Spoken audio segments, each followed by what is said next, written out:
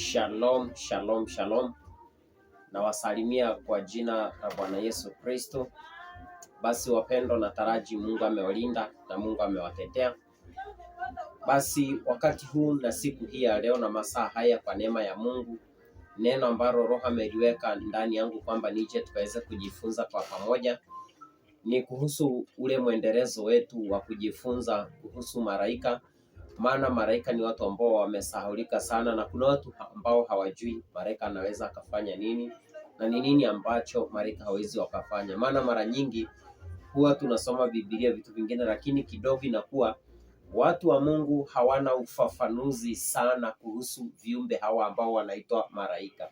Na ndiposa Roho wa Mungu akanena akasema nami niwe nikielezea watu kuhusu malaika, ni nini wanaweza wakafanya na ni nini ambacho hawezi wakafanya.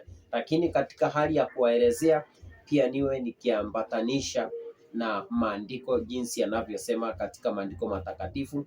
Maana ni kweli malaika ni wengi sana, millions of angels, lakini watu mara nyingi wanajua malaika watatu peke yake, maybe malaika Mikaeli, malaika Gabrieli, malaika Rafaeli, lakini inapofika kwa hao wengine inakuwa hawawajui.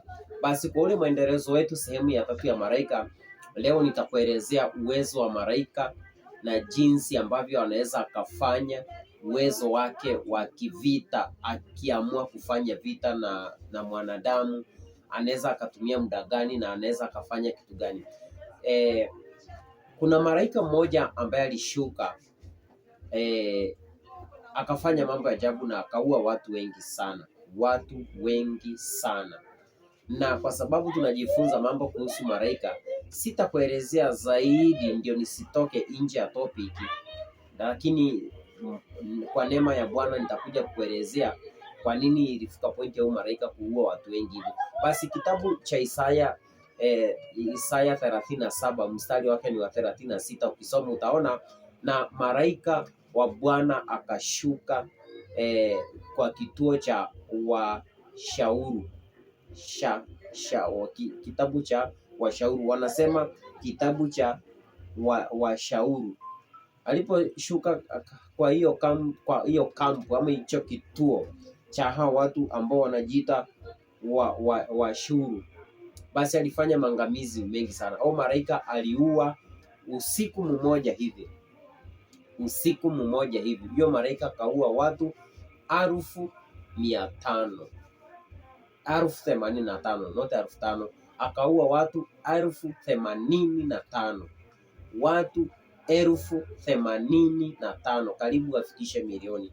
Na huo ni usiku mmoja, na huo ni malaika mmoja alifanya hiyo kazi.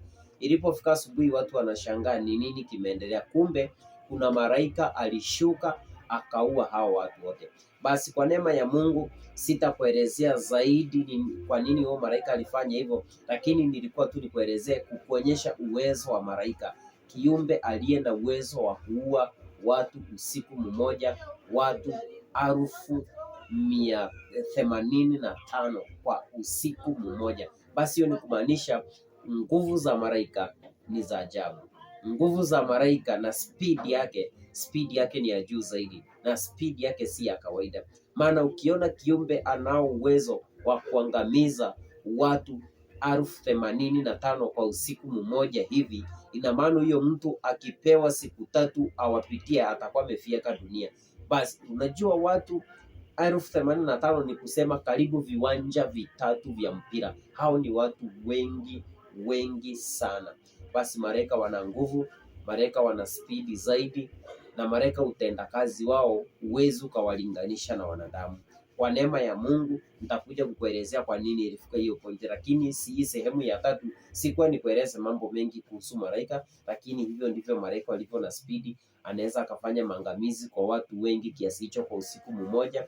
Nilikuwa tunataka nikufahamishe ili hata ujue spidi ya malaika na anaweza akafanya nini. Si kwamba malaika ni wabaya kwa sababu nimekuonyesha alivyoua watu.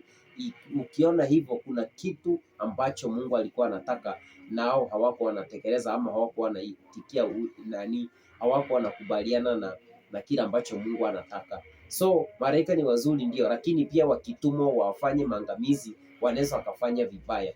Kwa hiyo hata wale ambao wanatembea na malaika, ni vizuri ukitembea na malaika wako unajua ni jinsi gani mnatembea na malaika wako, ili asije akafanya mambo mabaya. Ndipo unaona mtu mmoja anasema mimi siwezi ondoka hapa bila uwepo wa Bwana. Wana wa Israeli wanasema tunahitaji uwepo wa Bwana mwenyewe, maana wanajua Bwana mwenyewe angalau anao huo uwezo wa kuelewa, understanding ya Mungu iko juu zaidi. Maana malaika saa ingine ni wakali zaidi, hata kama tunawahitaji kwa maisha yetu kwa ajili ya ulinzi, bado ni wakali zaidi, hawachezewi. Oda ikitoka angalii.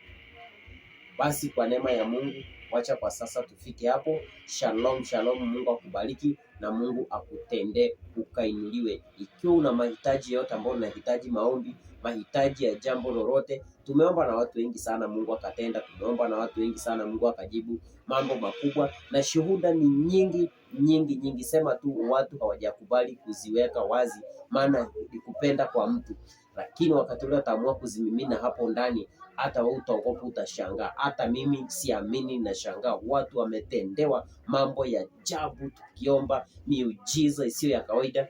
Hata nawe ukiwa na hitaji la kuombewa, useme tutaomba pamoja, na Mungu atatenda na Mungu atajibu. Ubarikiwa mwana wa Mungu, in Jesus mighty name, amen.